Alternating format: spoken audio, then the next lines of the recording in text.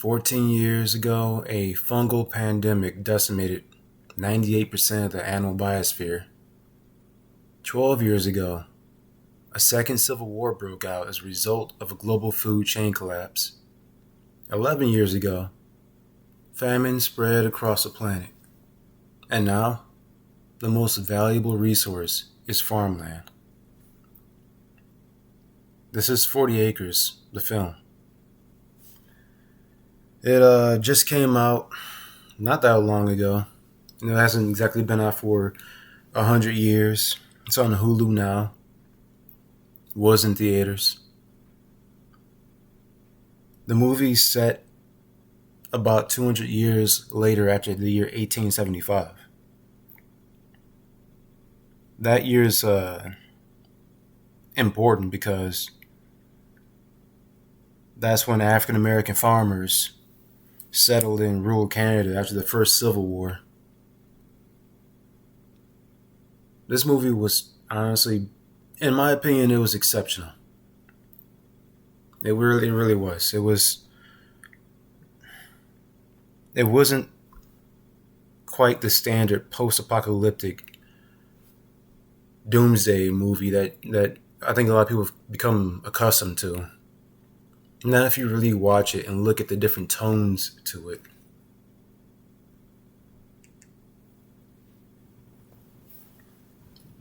Danielle Detweiler, she's the leading actress. Everything I've ever seen her in has been, quality so far. Lena Robinson, Michael Greyes, a lot of very, very good just casting in general. True and true.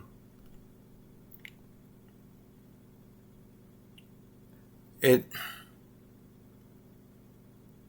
poses things around the indigenous perspective. Because when you look at the main cast of the movie, they're all black or Indian American. Or not necessarily Indian American, Indian Canadian, I should say. Because the movie's taking place in Canada.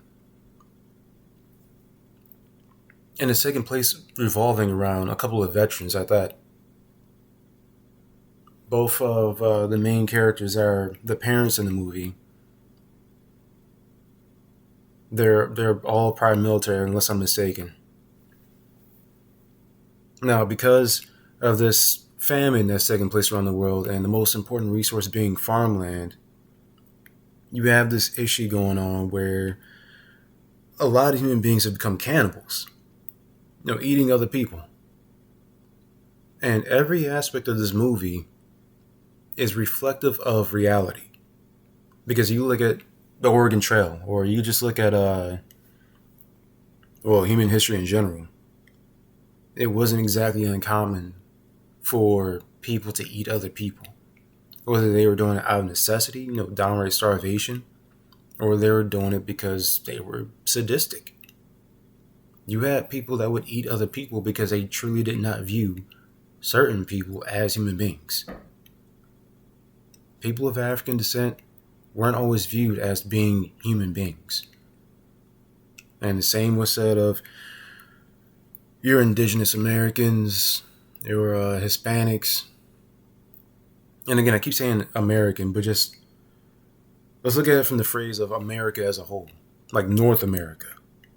So that's the USA, that's Canada, that's Mexico.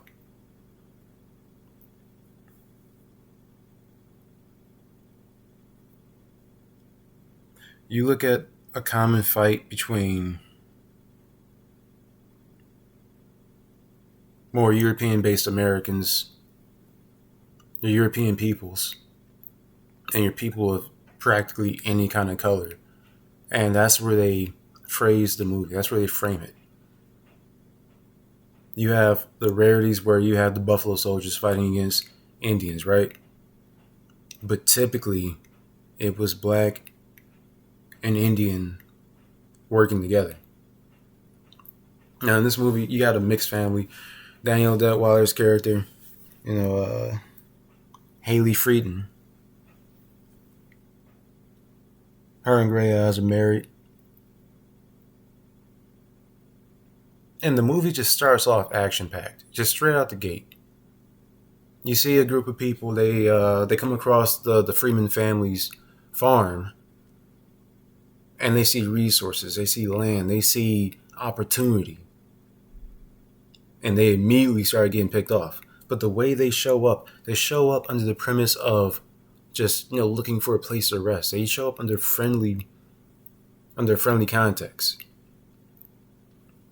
But that's history just repeating itself. You look at what happened to Hawaii back when it used to be a nation before it was turned into a state, and people showed up friendly until they weren't friendly anymore. You look at North America, people showed up and they were friendly at first until they weren't friendly anymore. You see these guys show up in the beginning of the movie and they pretend to be friendly as you see them spreading out to attack the farm. But smartly, they didn't fall for it. I mean, they were already ready. And I mean, it just turns into a whole fight, and the fight is just packed.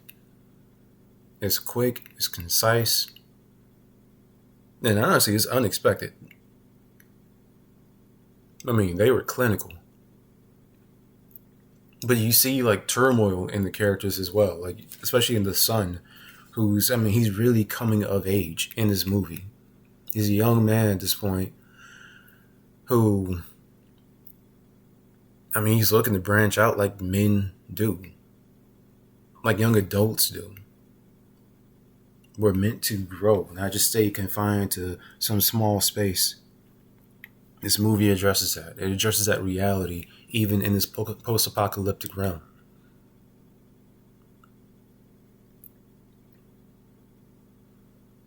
It goes over a family dynamic, a racial dynamic, and the real problem in that we really could face a situation where we just don't have a lot of animals as a food source. You had this massive fire in the Texas Panhandle not that long ago. It was a year or two ago. And it really did massive damage to the cattle industry here in North America. That massive fire caused a lot of cows to either die immediately or had to be put down because of them being blinded, their feet being burned and all that. It was a tragedy in its own right. I don't think too many people died, but still, this is a massive loss of life regarding the animals. Then you look at all of this other stuff that's going on where you have these flies infecting cattle, and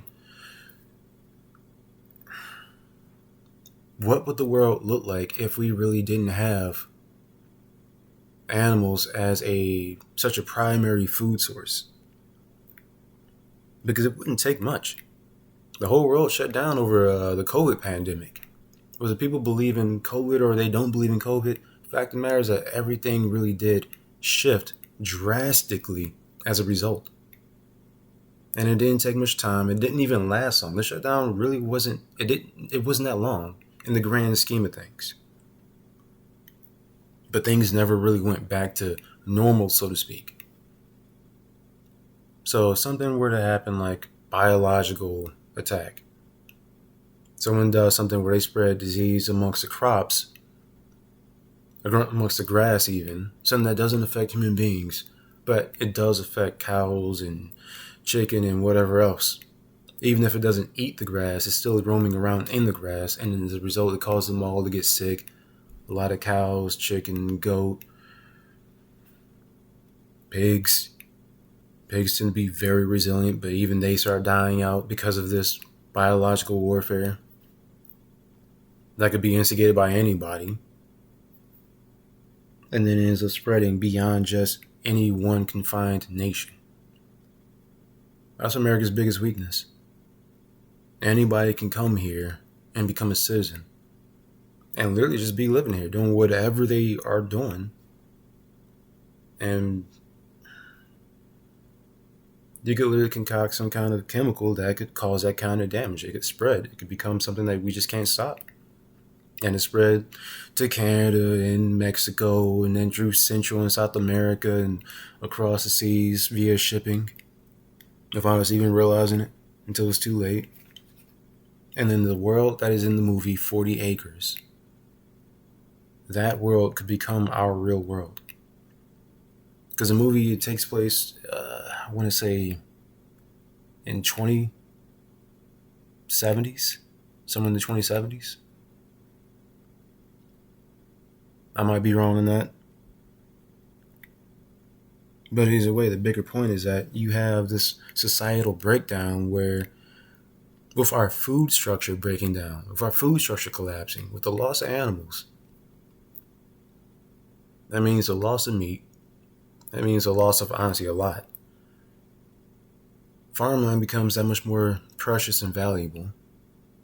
Now everybody's vying to get that farmland so they can get the grain, they can get the corn, they can get the soybeans, they can get the cabbage, they can get whatever it is. But now you got a new problem, which is that most people in today's society most people don't know how to farm. Most people don't have a green thumb. Most people don't know the first thing about growing anything.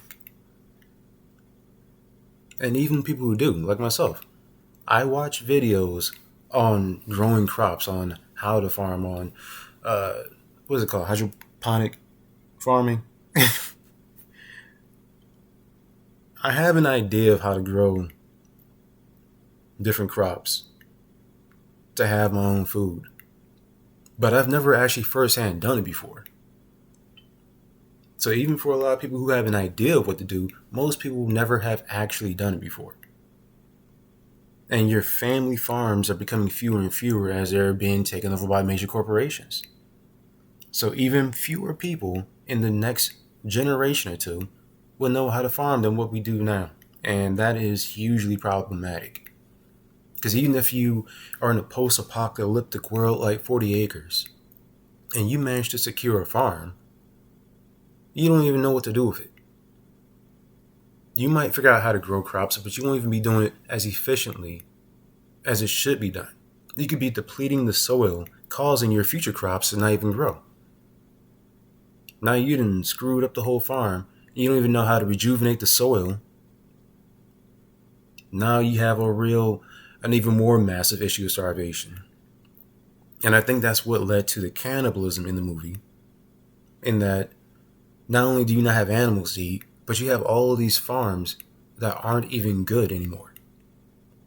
They've gone defunct because no one's even on them because of all the fighting to take over them and people dying left and right as a result. Or you have farms that people have taken over, but they don't know, again, how to work the soil and so forth to keep the farms good. Or C, you have a situation like the Freemans in 40 Acres where they have a farm. They know how to use all of their resources to the T. They know what they're doing. This blended family of African and Indian descendants, of indigenous peoples, of brown-skinned people, they know how to work this farm and they have it down to the T. They are experts at what they're doing, clearly. They show it throughout the movie. They know what they're doing. But they have to fight like all get out to keep it. And who are they even fighting? They're not fighting people who are even trying to use the farm. They're fighting people who are trying to eat them. Desperation and starvation has caused people to not even care about actually using the farms, but instead eating the people that are working the farms.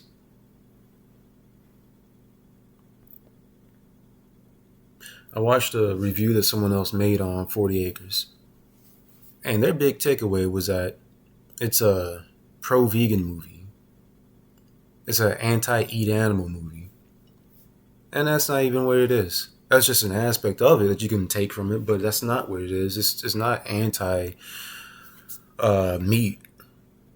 It's not some, everybody needs to be a super vegan type case. It's just a reality that we're not that far off from losing our viable meat sources. That might be why we are seeing so much soybean product in all this supposed meat to begin with. There's a certain fast food joint. I'm not going to say the name of it because I don't know if I can get in trouble for that. I probably won't, but it's a fast food joint that's always talking about the meat. We'll put it that way. I should make it pretty obvious. All their sandwiches, most of them are very heavily meat based. And I used to love eating at this place. Their food was so good to me. I wasn't even a big fast food guy, but I was eating the crap out of their food. While I was in the military, while I was in college, both before and even after all that. And then one day I was like reading the ingredients, right? I went online to look up what was actually in the stuff. I wanted to see what the fat content was. I wanted to see what the carb content and the protein content and all that, right? And I found a little bit more than what I thought I was going to find. I found the ingredients. Nothing too defined, but the general ingredients, right? And I saw that there was soy protein involved. And that just confused me so crazy. So wildly. Because I'm reading the ingredients online for this fast food joint that is heavily based around meat in their sandwiches. And I'm thinking, if this is supposed to be beef, why is there soy protein involved? Why is there X number of grams of soy protein in these sandwiches? Is it in the bread? Because if it's in the bread, that's a lot of soy protein for the bread, for some buns. No, the soy protein was in the meat. So that meant I wasn't even eating fully beef meat, you know? These sandwiches are heavily meat based, were a blend of the actual beef and soybeans. Now, maybe that's because soybeans are heavily subsidized in the Americas. Maybe it's just cheaper that way instead of just using pure beef. Or maybe there's something more to that. Maybe all these research institutes have been looking for meat alternatives for a reason. A bigger reason than what we're being told. Like, it's not just, oh, well, these are good alternatives for the vegan life if you're that person, or, if you're trying to just go on some kind of special diet. Like, no.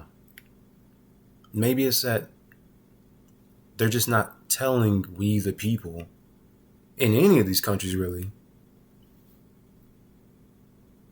that we are facing a potential shortage of actual viable animals.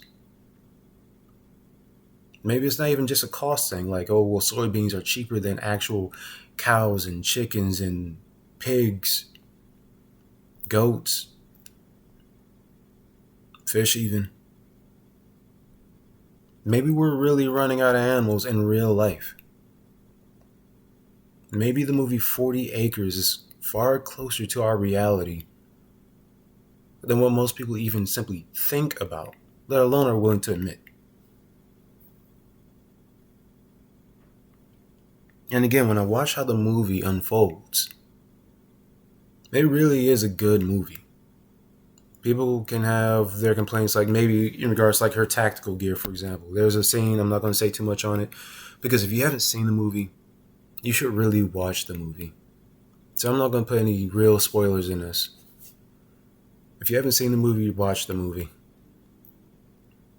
But there are like minor details where it's like, if these people are veterans and they have all this stuff, clearly they have supplies, you would think that some night gear equipment would be amongst those supplies. But outside of like minor details, the movie is good, true and true. Whether you can predict what's going to happen or you don't predict what's going to happen. Some things are going to be predictable, some things are going to be less predictable. But the way the movie unfolds, it really does show a realm that could truly be our near reality. It could be. Right now, as far as I know, there's still an excess of deer. While growing up, I used to work at a factory where a lot of the guys I worked with, they were, hunters. They did a lot of deer hunting during hunting season. But I've never really thought to look into it recently. as to whether or not that's even still a thing. Like, of course, deer hunting season in general is still a thing, but is there still an actual surplus of deer out there? And is it really still an issue that if we don't hunt deer, they'll start to grow too much in their population and become an actual issue? Is that even still an actual thing? Or is that just a narrative that people are still pushing so they can excuse themselves for still sport hunting?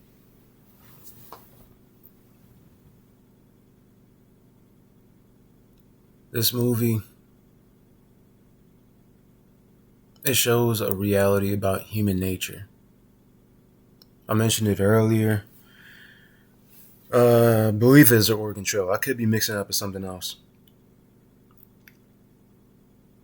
But where people were, they just were run out of food and they were eating people that they actually knew. If they didn't feel like you were going to make the whole journey, you became nutrition for everybody else to make sure that as many people could still make it. And I would imagine that had to have been hard on those people, even in their desperation, in their loss of sanity. That eating friends, eating family members, even, so that you don't all die, that had to have just been next level hard, weird, traumatizing. But in this movie, these people they're going after people that they don't know at all. And I would imagine that would have to be a lot easier. Because it's already in human nature that when we are truly on the verge of death from starvation, we will start looking at anything as an option, including other human beings. You look at the movie Book of Eli. In the movie Book of Eli, you had people, cannibalism was a problem. Another was that post-apocalyptic type of world. You truly had to be worried about being eaten by other people.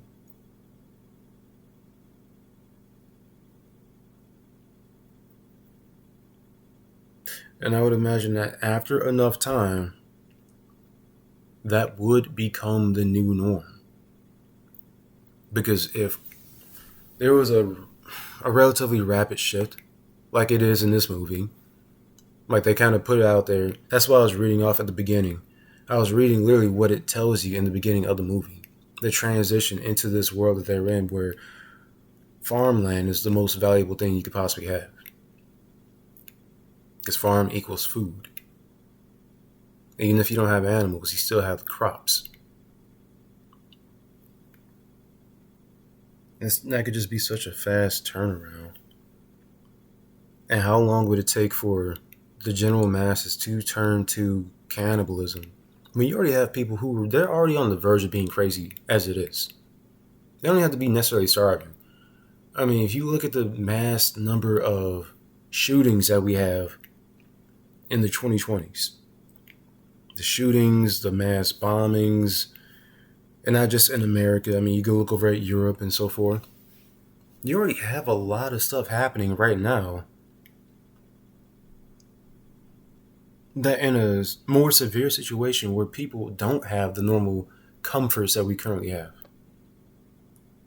The ability to just go down the street and pay a couple bucks and get some unhealthy food that tastes really good and might fill you up for a bit, right? Or you can go to a grocery store and just have these aisles upon aisles of whatever you could ever want to buy and take home and cook yourself. You lose those easy comforts where you don't have to make your own stuff. How long would it take for people to become psychotic like that? And crazy enough, even for people who don't know how to farm, some people know how to bake. And for people who do know how to farm, some of them don't know how to cook. It's a whole progression to it. To have a loaf of bread, you have to have the grain first. You have to first grow, the wheat or whatever it is you're making the bread out of. Then you have to process that crop.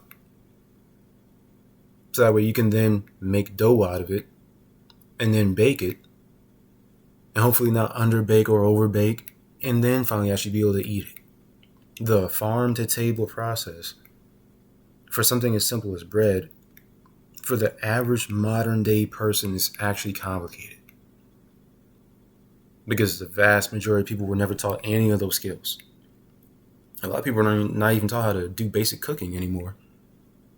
I think there used to be a standard thing in public schools that you were taught how to do basic cooking. Most people don't even know how to do that now, let alone how to process the crops you will grow on a farm. So the most valuable resource in this movie is farmland. And most people wouldn't know the first thing about how to use that farmland. And even amongst those people who do know the first thing, they wouldn't know enough of the second, third, and fourth steps to actually finally have food on the table to eat. A variety of food enough that they wouldn't die from a lack of proper nutrition. Because even then, okay, you got some food. But you can't survive off of just potatoes and garlic.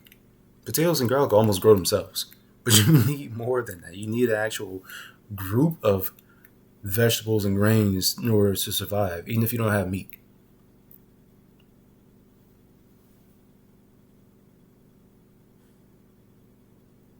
Looking at a post-animal future, we might be looking at that future in our present. And looking at how you would have to adjust to that new reality when it comes to just warfare at home. Because that's what it ultimately comes down to. Warfare at home. You already got a lot of doomsdayers where they are stocking up on guns and ammo and precious metals like gold and silver, like physical gold and silver, not no notes or anything, so they can barter with it if they need to. In a world where a bunch of people have guns that shouldn't have guns and are all too willing to kill each other, you'd have to operate like the family in 40 acres. The mother is very militant. The father is very comic relief because he sees that his wife is she's been through a lot. Again, I don't want to put any spoilers into the movie. But the dynamic between the mom and the dad makes sense. She's one kind of way because of the things she's been through. He recognizes that, and so he kind of offsets how she is to give the kids themselves and the family some relief. Emotional relief. But you'd have to turn your kids into fighters. I mean, again, the opening scene, if I was saying too much, everybody is doing something. It's not just the mom and the dad and the oldest, well, the only son. It's not just the mom, dad, and the older kids doing the fighting. They're all fighting. They're all fighting. And that's reality. You get your kids who have to be child soldiers. In Canada, America, Mexico, wherever you are, your kids would have to be child soldiers. And you'd have to be okay with that. You'd have to be clinical. You'd have to be very tactical.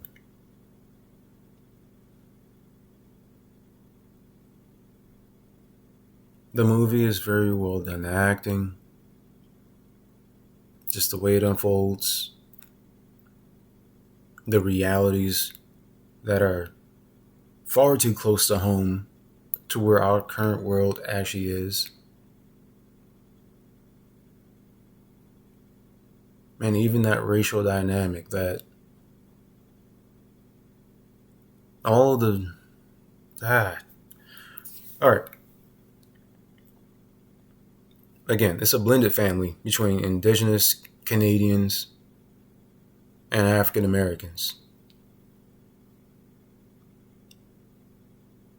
You look at world wars, and black and Indian people had pivotal roles in that war, mostly untold because they're black and Indian, but I guess I'll end it here and just say that if you haven't watched the movie 40 Acres, watch the movie. I honestly wish I would have known this was in theaters when it was. It had a budget of $8 million, and I think it's safe to say they put the whole $8 million into the production and none of it into the marketing because I didn't even know this movie was out when it was out. It came out in 2024. It's a hour and 53 minutes long. But in that sense, that's a good thing. You know, it's almost 2 hours, and it needs to be 2 hours. If you have a low attention span, get yourself some snacks, and just take a break every 30 minutes. And then come back to watching a movie. You know, go to the bathroom, go in the kitchen, go whatever. Scroll on your phone for a second, and then resume watching a movie. Because it's on Hulu now. It's probably somewhere else too, but it's definitely on Hulu. Came out 2024. This is currently 2025. And it all just makes sense. It is a story on human nature, from what humans become when our backs are against the wall. It is a story on human nature and how we deal with trauma or don't deal with it. It is a story on coming of age. It is a story on desperation. It is a story of finding unity even in the worst situations.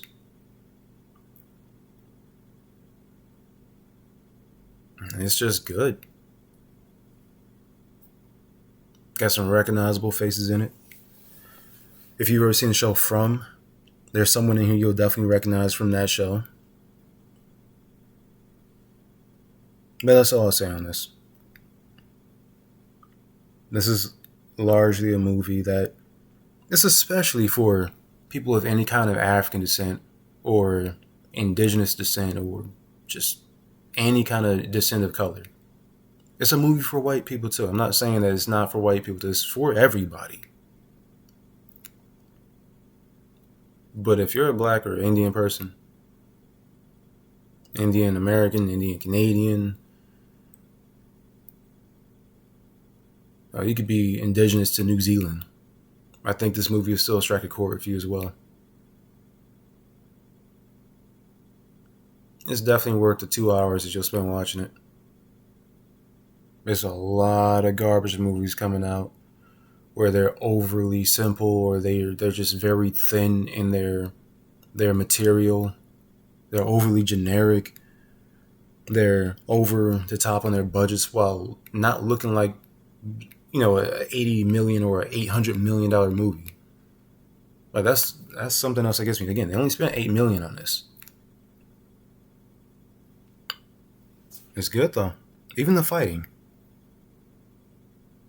Danielle's character, the main woman in the movie, she's a smaller person, but the way that she wins her fights is very realistic. You know, it's not over the top, where she's just blatantly like, you know, a guy tries to punch her and then she just straight palms his fist and then throws him across the room. Like it's a realism in how she fights these people that are oftentimes bigger than her. That gets me in some of these movies. It really takes you out the movie when you see something that's just too unrealistic. Yeah, the movie is 40 acres. Not 40 acres and a mule, just 40 acres.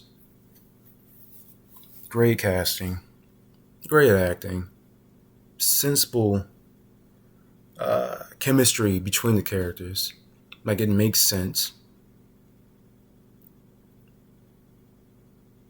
Don't expect to be, you know, smiling at the end of the movie. It's definitely not a upbeat movie. Not a comedy by any means. But yeah, that's where I'll end on this. Because at this point, I'm just kind of rambling on. But again, I saw a review where someone was talking about how, this is good propaganda for vegans. Like, no, it's not even. Not even. You could look at it that way, but that is not what anybody's getting out of this. Or, you know what? Maybe it is. Maybe maybe that's what the director was low-key getting at. Go vegan. Stop eating animals. But I don't think it's that simple by any stretch. Man, it's just my analysis on a really quality movie that I honestly wish more people have seen. I only came across it by accident. Just scrolling through Hulu, looking for something to watch. There it was, 40 Acres. Even then, I didn't know what it was about. I saw, it gives a brief description, but yeah,